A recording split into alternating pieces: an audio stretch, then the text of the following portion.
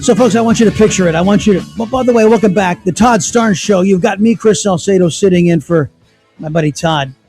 Imagine your boss, you worked at your job for 5, 6, 10 years. Boss comes up to you and says, hey, look, I'm going to need you to take this medication. And you say, well, what is it? It's this brand new thing on the market. It's under emergency use authorization, and we like you to take it. Yeah, that doesn't sound like a good idea to me. I think I should at least wait for FDA approval. I should wait till the powers that be evaluate this medication. Do we get some data on it, right? Before I do that. And your boss says to you, you misunderstand. You will take this medication or you will lose your job. And that's the choice that you've been given. Now, as I mentioned, there have been some court cases that have given us normal people some protection from that kind of idiocy, that kind of nonsense. But it turns out our friends in the medical industry, those who are frontline nurses, frontline doctors, they have been abandoned by those court rulings. As a matter of fact, the legals I consulted said the Supreme Court actually came down and ruled saying, yeah, everybody else gets to choose except for medical professionals. What? So your doctor, your nurse, they are basically glorified guinea pigs, according to the courts. And many people say this is wrong. I say this is wrong. Let me bring on Jennifer Bridges, registered nurse. She was one of 400 people fired from Houston Methodist on June 22nd of 2021 for refusing to take the China virus shot. At that time, was not FDA approved. She is now trying to sue to basically stand up for the protections we should all enjoy. Jennifer, welcome. Hi, Chris. Thank you for having me. So first off, I want you to tell your story about how it happened to you at Houston Methodist, not just you, 399 other people at Houston Methodist. And folks, I want you to just get back in the weigh machine. This is the China virus pandemic. We're in the throes of it. And Jennifer, go ahead.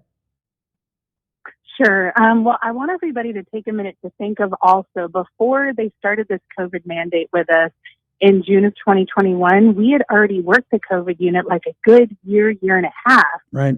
No shots, no nothing, caught COVID, made it through, did what we were supposed to do. And then we were the first ones in the entire country to get this mandate before anybody else. And that's exactly what you said, what they told us, like either take the shot or you're out. There's no ifs, ands, or buts. They even denied religious and medical exemptions, said that they didn't even matter. You're still getting kicked to the curb. So we did. June 7th of 2021 was our last day of work. And then they put us on a 2-week unpaid suspension leading into termination 2 weeks later. And the amount of just bullying and coercion and even segregation, I mean, the way they treated us in Houston Methodist Hospital was just outrageous. I've never seen this in my whole entire medical career. And especially, like I said, we had already worked the COVID unit for so long, caught COVID from our patients, right? Recovered. We have natural immunity too. Well, wait a minute. On that score, in the last 2 weeks, we have seen emails coming out of Dr. Francis Collins and His Eminence, Dr. Fauci, where they belittled and worried over the actual science of natural immunity. Science has always told us and has been reaffirmed that natural immunity is better than vaccine immunity, but they tried to flip the script. They tried to change the science, even though science wasn't backing it up. They were doing it for, dare I say, profit motive for Big Pharma, trying to basically reinvent science and say that natural immunity wasn't the best thing out there, which is utterly stupid. So you get fired. Then all of a sudden you go from being a medical professional after you caught COVID, were there, getting run ragged over the first year of the China virus. So now you're turned into an activist and you file these lawsuits. So tell me about the lawsuit that you attempted to bring before the U.S. Supreme Court. Tell me what you're alleging. Yes. So we have basically 100% proof that these mandates were done, especially under the EUA status of what they were at the time, completely federally illegal. We can prove without a doubt the PrEP Act should have prevented that from happening. Also, these hospitals, they're in an agreement called the Federal-Wide Assurance Agreement, which is between them and HHS, Health and Human Services. And they are not allowed to force somebody. It goes against the ethical principles of this agreement. They cannot force somebody into something without improper informed consent, and you cannot apply coercion or negative consequences. So all these agreements that have been signed and like part of the PrEP Act and some other things that we can prove, like clearly states that this should not have been allowed to occur, but yet it did. And nobody will accept the fact. Even our case has already been in front of the Fifth Circuit Court of Appeals. And so far, and my lawyer has several other cases that are very similar across the country, but there's been over 31 federal district judges, even the circuit courts, including the 5th, 9th, and the 10th, that are ignoring all these legal facts. They're literally putting their hands over their ears. They won't listen. They've even concealed some of the evidence as we filed our appeal going up to the federal Supreme Court, so they could not see everything that we have documented.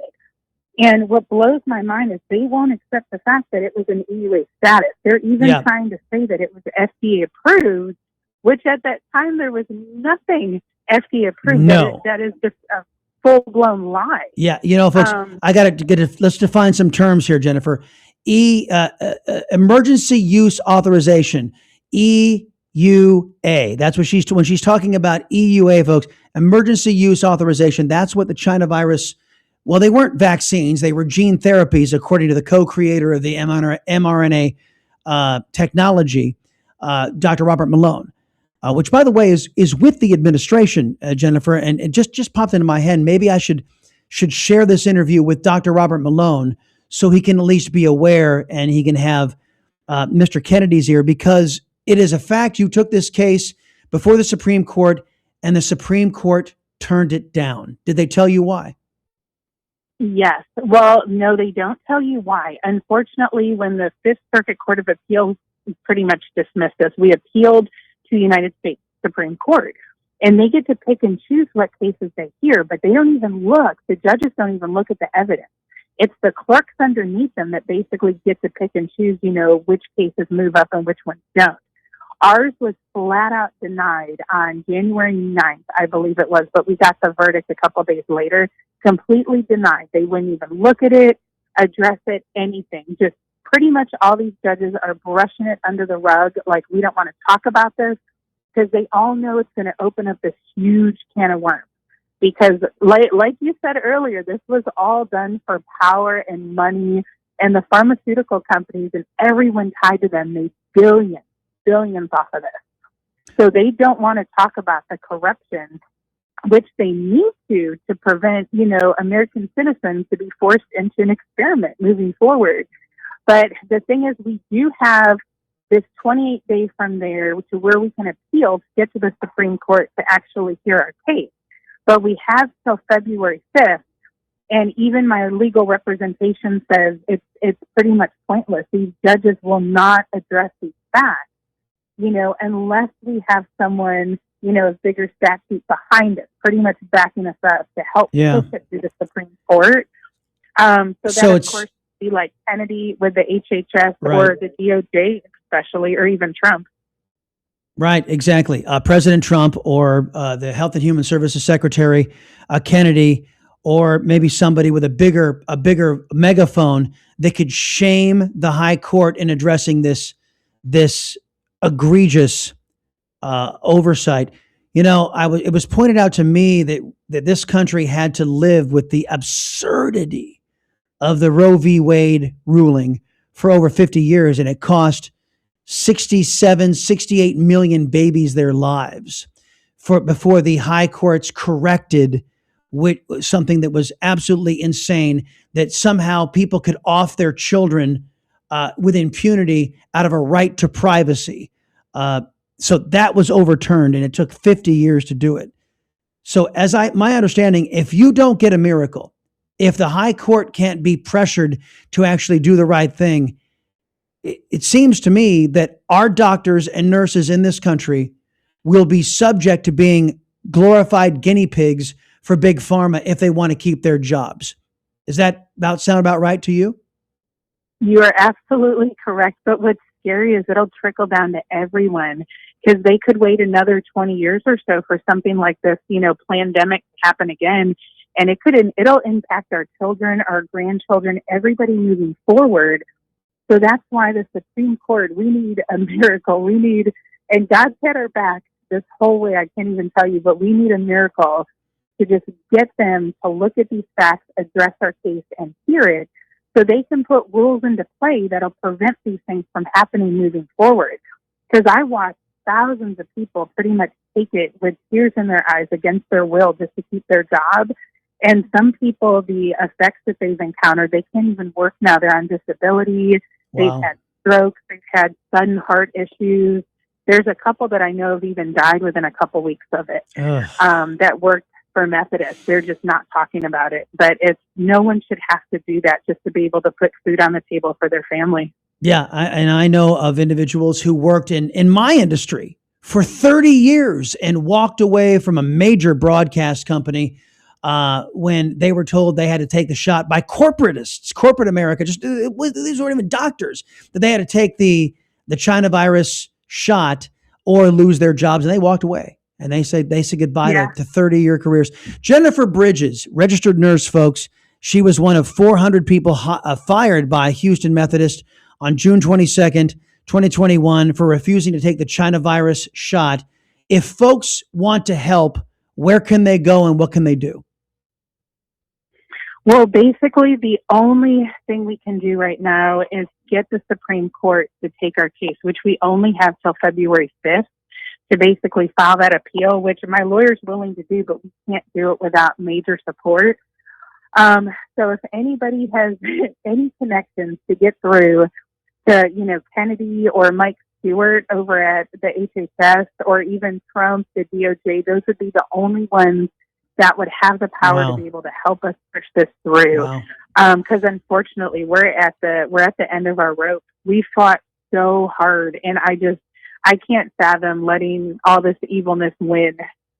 Yeah, Jennifer Bridges doing the fighting for a lot of us. Lady, thank you very much for sharing your story. God can work miracles. Let's put a lot of prayers out there. Thank you for being here. He can. Thank you so much. All right.